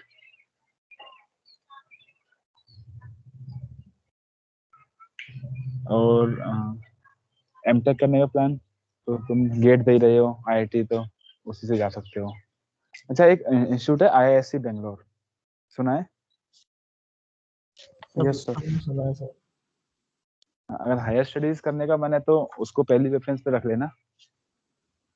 Top 50 rank. हाँ, वहाँ पे जरूर जाना है। अगर वहाँ पे मिल जाएगा तो मतलब सेट है। 2 साल पढ़ाएंगे, पेल के पढ़ाएंगे, लेकिन तुम्हें मतलब बदल देंगे। काफी बहुत अच्छा है। एक मतलब मेरे रिलेटिव हैं जो वहाँ पे डायरेक्टर रह चुके हैं, उनसे मैं अभी 2 दिन पहले मिला था। और उसके अलावा हमारे साथ एक लड़का है अभी भी रेलवेज में, जो ट्रेनिंग में है, आईएससी से आया है। दोनों से ही फीडबैक मिला है, बहुत एक नंबर की चीज है। मतलब अगर हायर स्टडीज में जा रहे हो तो पहली प्रेफरेंस आईआईएससी बेंगलोर पे रखना, उसके बाद आईआईटी जो जहाँ तुम जाना चाहते हो। सर प्लेसमेंट और सर गेट की प्रिपरेशन में समझ में नहीं आ रहा सर, क्या किसको प्रेफरेंस है ज्यादा?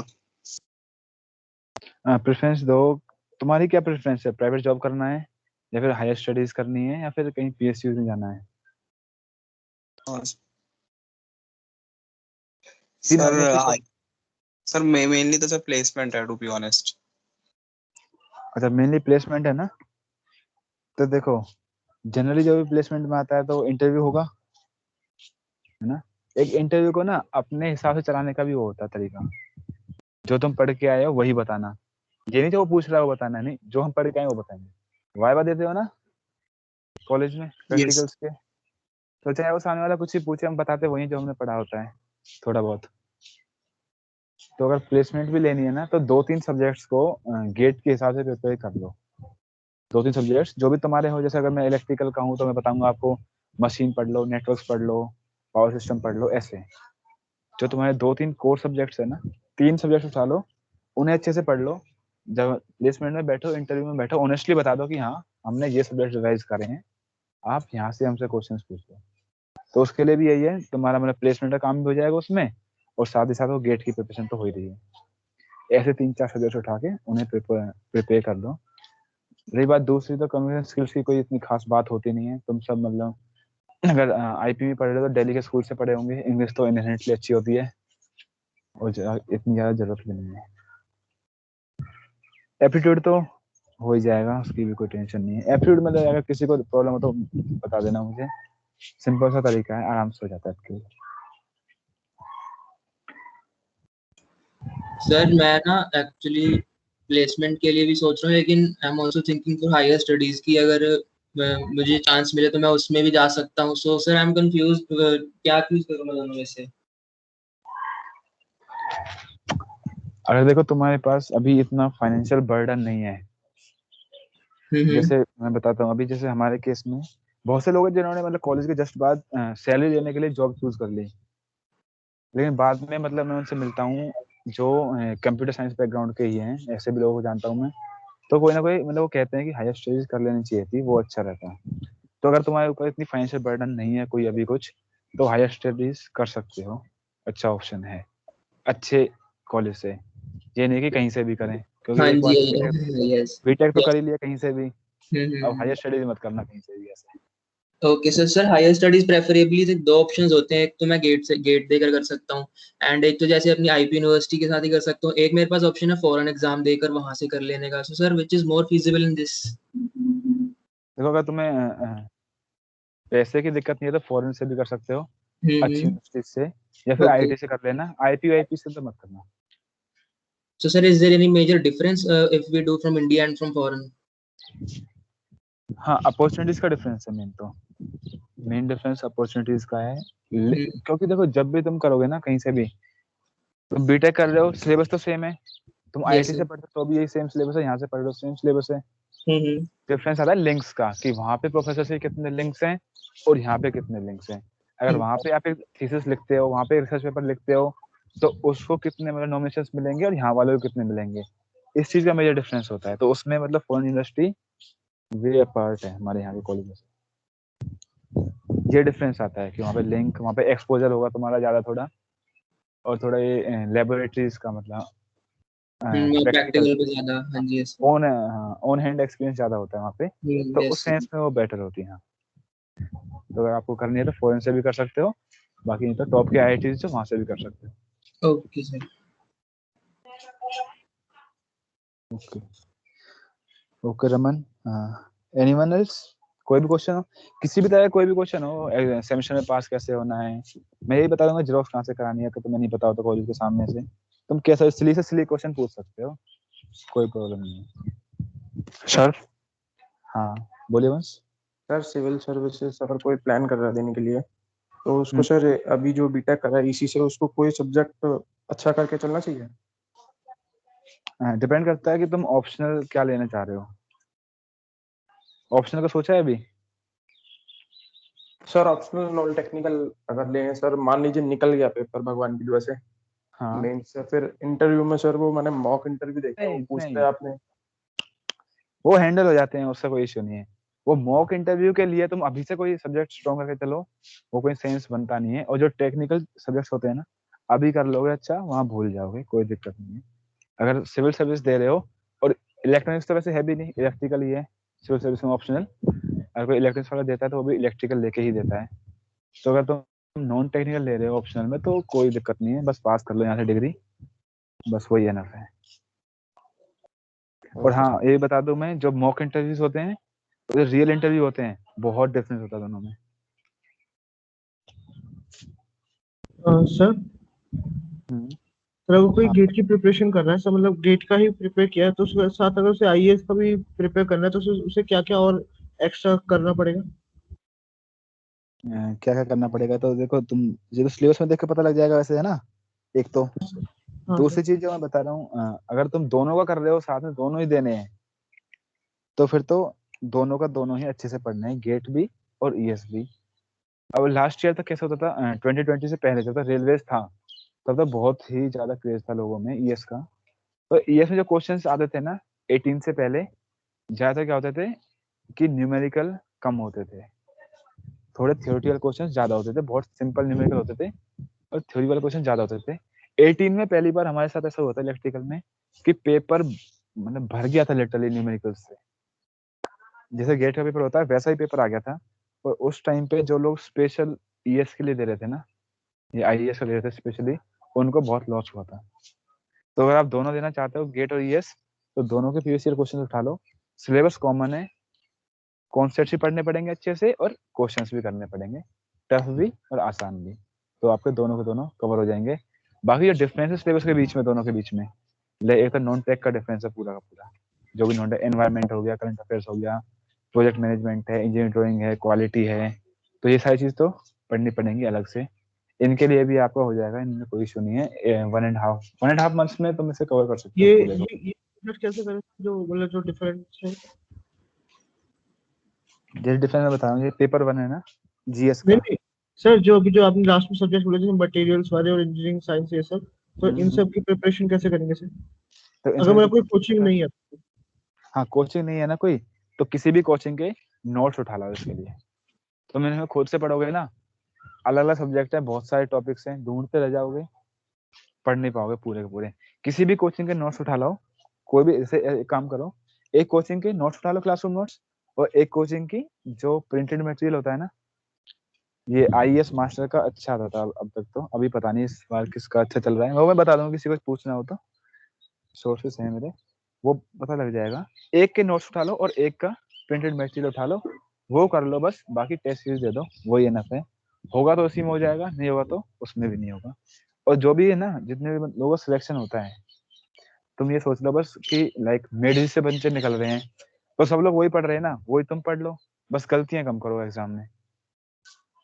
पढ़ते सभी लोग सेम है, बस ये है कि एग्जाम वाले दिन कितने लोग कितने क्वेश्चन सही कर रहे हैं और कितनी कम मिस्टेक कर रहे हैं, इस चीज पे सिलेक्शन डिपेंड करता है। तो ये नॉन टेक का है, हर कोई पढ़ता है। अब मेरी जी में ही, मेरे ही दोस्तों के जो पेपर 1 था उस टाइम पे, उसमें 70 मार्क्स आए थे, किसी के 60 मार्क्स आए थे, और मेरे उसमें 111 मार्क्स थे। बस वही है किस्मत की बात, मैंने गलतियां कम करी वहां पे, किसी से गलती ज्यादा होगी तो उनके मार्क्स कम हो गए। सर आईएएस में एमसीक्यूज ही आते हैं या फिर मतलब वैसे जो सॉल्व करना होता है पूरा वैसे भी आता हाँ देखो, पेपर 1 जो यूपीएससी जो भी एग्जाम लेती है ना, जनरली सारे के सारे 3 स्टेज एग्जाम होते हैं। ये यूपीएससी आईएएस हो गया और सिविल सर्विस हो गया, दोनों 3 स्टेज हैं, प्री, मेंस और इंटरव्यू। जो प्री होता है, इसका बताता हूँ मैं, इंजीनियरिंग सर्विसेज का। प्री में 2 पेपर होते हैं, एक 200 मार्क्स का होता है, एक 300 का। 200 मार्क्स का होता है हमारा जीएस, जनरल सर्विसेज का, सॉरी जनरल स्टडीज का, सर्विस में, जिसमें ये हमारा नॉन टेक वाला है, एनवायरनमेंट होगा, करंट अफेयर्स हो गया, ये सारी चीजें होती हैं जिसमें। और एक होता है टेक्निकल, जिसमें 150 क्वेश्चंस होते हैं और वो 300 मार्क्स का होता है। तो ये जो पेपर 1 है पूरा का पूरा एमसीक्यू होता है। जो प्रीलिम्स में दोनों पेपर है ना, जीएस वाला और ये टेक्निकल, दोनों के दोनों एमसीक्यू होते हैं। इसके बाद मेंस होता है, मेंस में 2 पेपर होते हैं, 250 मार्क्स के होते हैं दोनों, टोटल 500 मार्क्स का, और वो पूरा का पूरा वो होता है कन्वेंशनल, सारा का सारा सॉल्व करना होता है उसमें। उसमें आपका साइंटिफिक कैलकुलेटर भी अलाउड होता है, और वो लेंदी पेपर होता है। उसके बाद इंटरव्यू है, इंटरव्यू तो फेस टू फेस है।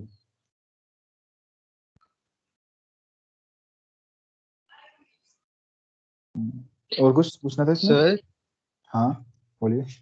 सर डिफेंस एग्जाम और यूपीएससी के जो भी एग्जाम होते हैं उनका लेवल सेम होता है? सेम तो नहीं होता, थोड़ा डिफरेंट लेवल होता है, और टफ लेवल होता है थोड़ा यूपीएससी का। अब जैसे पहले क्या होता था, इंजीनियरिंग सर्विस का बताता हूँ मैं, जो गेट में जो क्वेश्चंस आते थे ना, वो टफ क्वेश्चंस होते थे as compared to engineering services. Engineering service में क्या होता था, सिलेबस बहुत बड़ा होता था, लेकिन क्वेश्चन जो पूछते थे वो इजी पूछते थे। लेकिन लास्ट के 2-3 साल से क्या है, ये ट्रेंड भी चेंज हो गया है जो ऑप्शनल कन्वेंशनल जो पेपर होता है मेंस में अच्छे हार्ड क्वेश्चन पूछ रहे हैं। तो मैं बताऊंगा यूपीएससी ही में टफ इसलिए हो रहा है कि कंपटीशन बढ़ता जा रहा है, year by year number of candidates क्या है, जो थोड़ा ज्यादा होते जा रहे हैं, इसलिए थोड़ा पेपर का लेवल ही बढ़ता जा रहा है। बाकी और एग्जाम से तुम कंपेयर करोगे तो यूपीएससी थोड़ा टफ साइड पे है।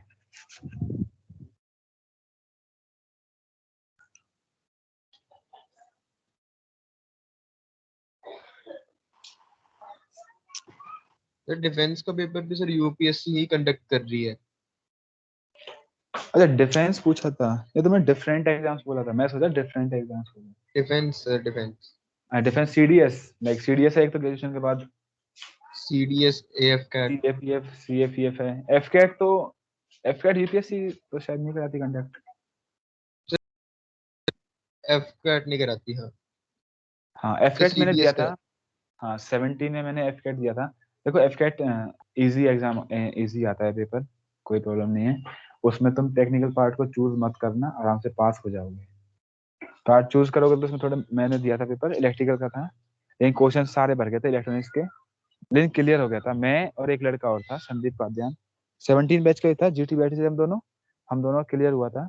मैं एसएसबी देने नहीं गया था, वो एसएसबी देने गया था, और वो फर्स्ट नंबर पे था पूरे एसएसबी में, लेकिन लास्ट में पूरा बैच आउट कर दिया था, किसी को सिलेक्ट नहीं किया था उसने। तो एफकैट दे सकते हो तुम, उसमें एसएसबी दे सकते हो आराम से। और एसएसबी के बारे में हाँ किसी को भी कोई नॉलेज चाहिए तो हमारी बैच का एक ऑफिसर है, अगर तुम जानते हो, प्रबल सिंह संधू है, शायद उसने 8 से ज्यादा 9 एसएसबी दे चुका है वो अभी तक। तो किसी को भी एसएसबी के बारे में कोई भी इन्फॉर्मेशन चाहिए तो बता देना मुझे, मैं उससे कांटेक्ट करा दूंगा तुम्हारा।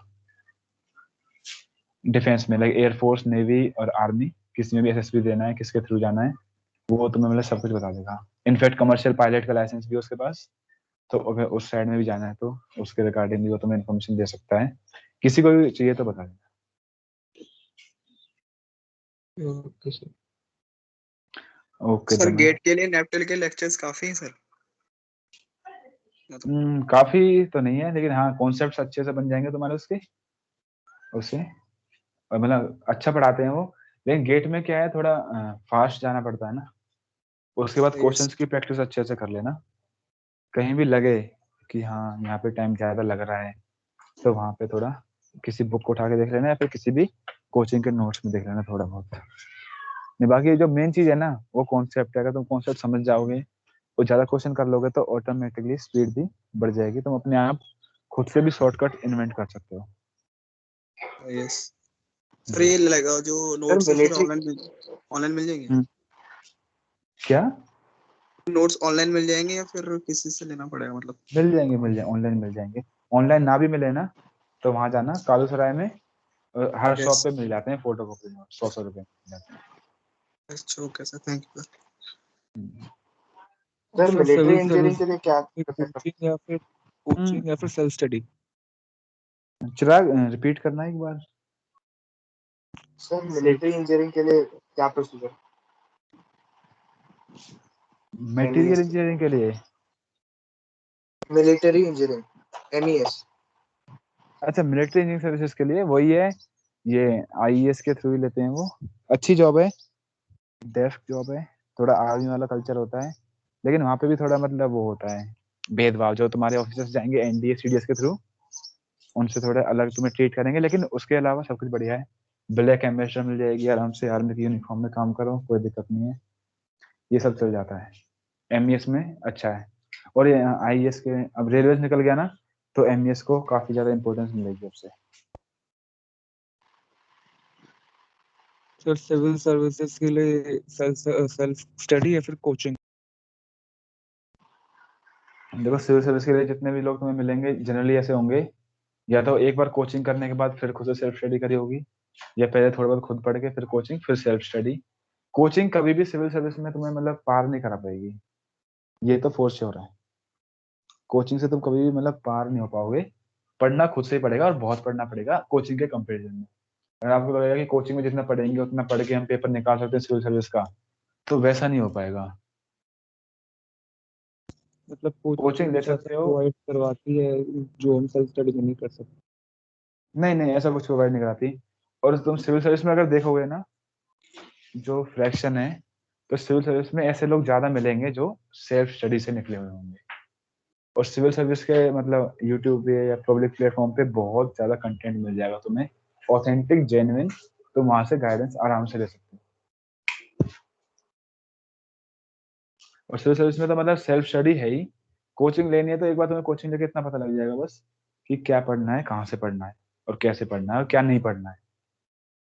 तो जनरली यही कहते हैं सिविल सर्विस में कि क्या नहीं पढ़ना है। अगर तुम्हें इस बात का पता लगा लिया कि what not to study, then you will pass the examination. Okay okay हाँ, तो अब साकेत, यस सर। हाँ तो यही क्वेरी थी ना? Yes sir. हाँ, इससे पहले चिराग आपने पूछा था ना फिर एमईएस का, तो यही पूछ रहे थे ना जो मैंने बताया था या मैंने कुछ और बता दिया? हाँ सर यही कुछ। हाँ, इसका नाम अभी चेंज कर दिया है एमईएस का, अब इसको आईडीएससी बोलते हैं, Indian defence service of engineers. तो अभी जो कैडर एलोकेशन जो होता है वो आईडीएससी के नाम से होता है। सर सेम इसमें भी एसएसबी होता है कि आईएएस इंटरव्यू होता है? नहीं नहीं नहीं, इसमें वो सेम यूपीएससी वाला इंटरव्यू होता है, इसमें एसएसबी नहीं होता। इसमें आईएएस वो प्री मेंस दो, सिलेक्शन हुआ तुम्हारा, डेफ में जो तुमने प्रेफरेंस भरी हुई है उस प्रेफरेंस में अगर तुमने पहले इसको डाला तो तुम्हें ये मिल जाएगा आपकी रैंक और वैकेंसीज के अकॉर्डिंग। इसमें एसएसबी नहीं होता। ओके सर गेट देने के बाद प्राइवेट सेक्टर में क्या स्कोप है, इलेक्ट्रॉनिक्स में या इलेक्ट्रिकल? प्राइवेट सेक्टर में तो यार गेट के बाद स्कोप काफी कम है। इलेक्ट्रिकल में तो मैंने देखा है काफी कम है, कहीं कहीं आपको मतलब विरले ही कोई ऐसी ऑर्गेनाइजेशन मिलेगी जो गेट स्कोर मांगेगी। Startup type? सॉरी, ज्यादा लोग सर स्टार्टअप ज्वाइन कर लेते हैं जैसे वीएलएसआई डोमेन में।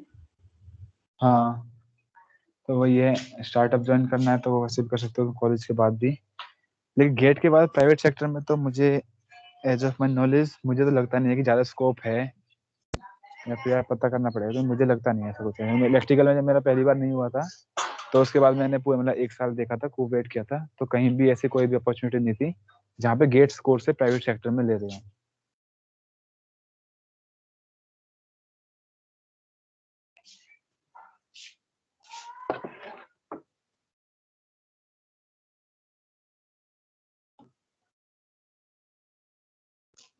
और कोई?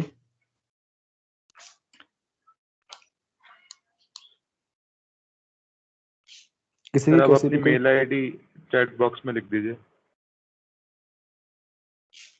अच्छा हाँ, मेल आईडी चलो मैं लिख देता हूँ चैट बॉक्स में। चैट बॉक्स किधर आएगा इसका?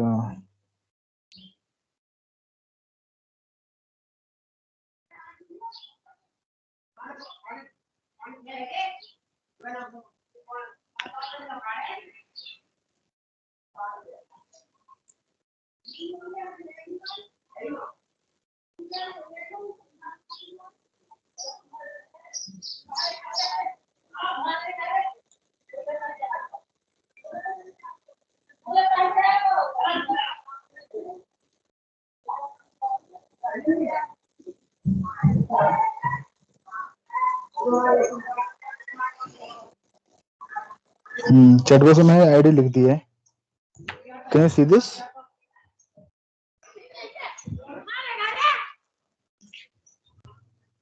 हेलो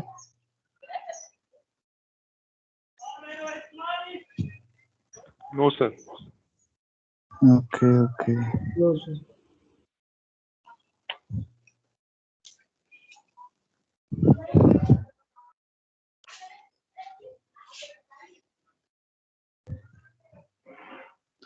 पता नहीं मैसेज फॉरवर्ड नहीं हो रहे मेरे इधर से, मेरे एंड से। टाइप तो मेरी आईडी है deshwal.techchand@gmail.com,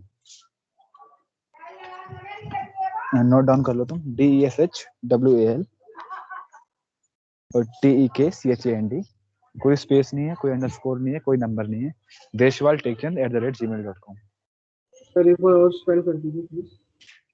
DESHWAL TEKCHAND, deshwal.techchand@gmail.com। Thank you sir. Okay, welcome Vedansh. किसी का और कोई question?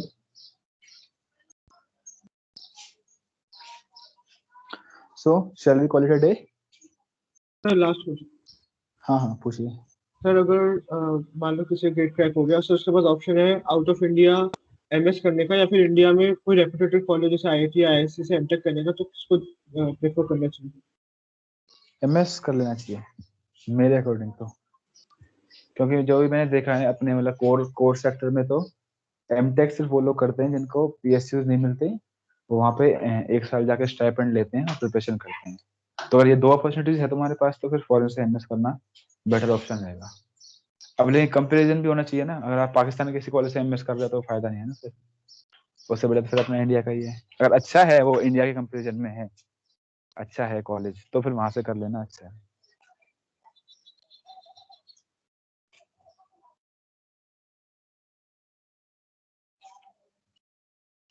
Is that okay? Yes, sir. Thank you. Okay, Varun. Thank you. Thank you so much, sir, for taking out time for your schedule and sharing your experiences with us. The session was really insightful, and there were some major learning that we shall carry forward with us. I'm quite hopeful that a lot of students have benefited from this session and got their doubts cleared. We are looking forward to stay in touch with you and keep growing in the future as well. Wishing you a great day ahead. Stay safe and healthy. Thank you so much, sir. Okay, thank you, Daman. All the best for your life. Thank you, sir. Thank you, everyone. And if any queries, you can mail me. Okay. Thank you, sir. Okay. Thank you all. All the best. Thank you, sir. Thank you, sir.